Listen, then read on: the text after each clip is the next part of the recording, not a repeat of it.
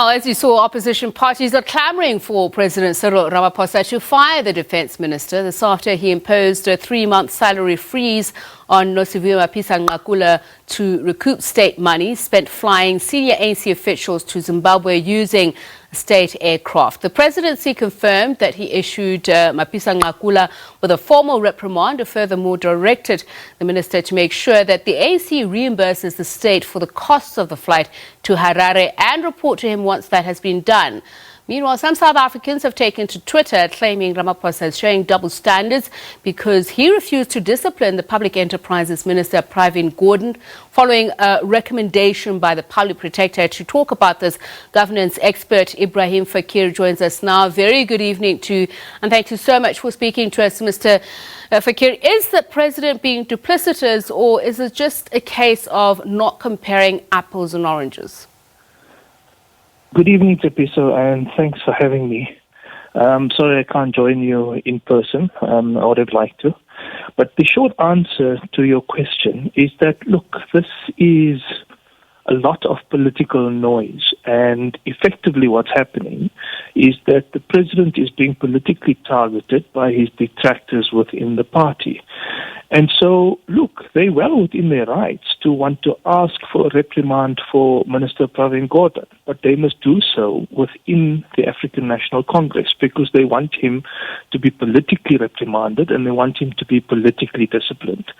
Minister Mapisa Nqakula is being disciplined in this case, or at least being sanctioned, for an infraction which is committed at the level of state. Now, if people want to make a case for the president to reprimand Minister Gordhan, they're of course free to do so, but they need to come up with a rationale for why they would want him to be reprimanded and for what he has contravened in terms of either abusing his public authority or breaking one or other public rules. That means a regulatory framework or a law or a violation of the Constitution. Now, previously, of course, people said that he irregularly allowed Mr. Ivan Pillay, when he was at SARS, to take an early retirement and to take with that an early pension, which the rules do not ordinarily allow for.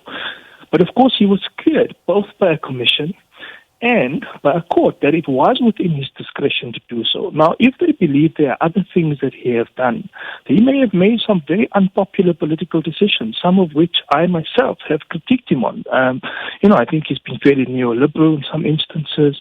He's not taken a hard enough line approach on things like austerity, even when he was Minister of Finance and so on. But that is a question of whether these decisions fall within his competence and whether he has canvassed the rest of cabinet to go along with these decisions. We're not talking here about ANC politics. We're talking here about the process of administration, of public decision-making, of the exercise of public authority, and what exists within the discretion of the minister. So let's talk so they're about free that. to make that case. But, they haven't said what he's done. In Minister Mapisa Nqakula's case, it's quite clear that she has violated aspects of the Constitution. She has overstepped her authority. She has abused her discretion, and this is for the abuse of state resources for party benefit. And I want to talk about those salient differences that you point out. So according to the Executive Members Code, for instance, the powers that the president has against or in acting against ministers, and you say with regards to President Gordhan, it's more about party discipline. But there are those who argue that the issues that you are talking about are in relation to him as commissioner at SARS, which is a public entity. And then it was believed the president was saying he had no powers to act against the minister, and in this case he has. So are you saying that, yes, I understand you say he's been exonerated, but with regards to the SARS issue, because it was not found that he had done anything wrong, therefore it is not within the public realm of him being sanctioned as a civil servant? Well, that's precisely it, right? Because of our separation of powers and because the commissioner of the revenue services would fall under the Treasury, under a different minister.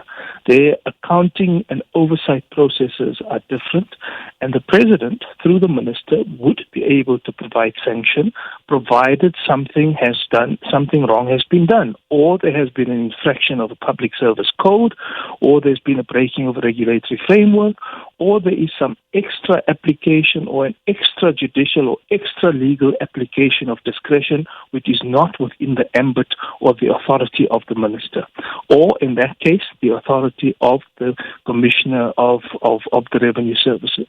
And it was found that there is no such thing. Now, if people say that there was, they've got to bring the evidence to the President and say, listen, there's been these infractions, he's gone against this rule, he's abused these resources for either personal benefit or for benefit of the party or some other private entity. And until you can point in that case, to that instance, it's very unlikely that you can expect the President to act. So not only is there no case to answer for, you are also expecting the President in that case to overstep his or her powers. It's much like people say, like right now, there's all this evidence before the Zondo Commission. President Ramaphosa must act.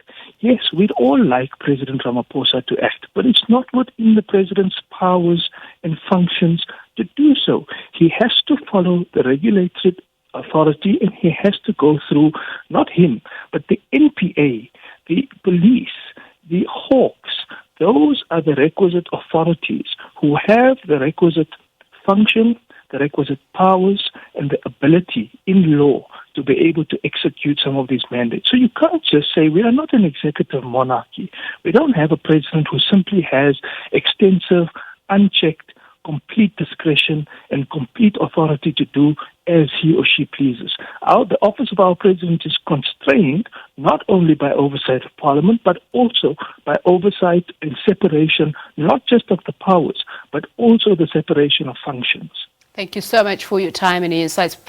Governance expert Ebrahim Fakir is speaking to us about those who are suggesting that the president has not been even-handed in dealing with his ministers. The defense minister, Nosiviwe Maphisa-Nqakula, in relation to the SANDF aircraft being used to transport ANC officials, and in the other case, the public protector's recommendations that the president discipline, as it were, the public enterprises minister in relation to allegations around the rogue unit and pension that he gave to one of his officials. Not the same side of the coin is what Ebrahim Fakir is saying, and that the president would be acting outside of his powers if he treated the two as the same.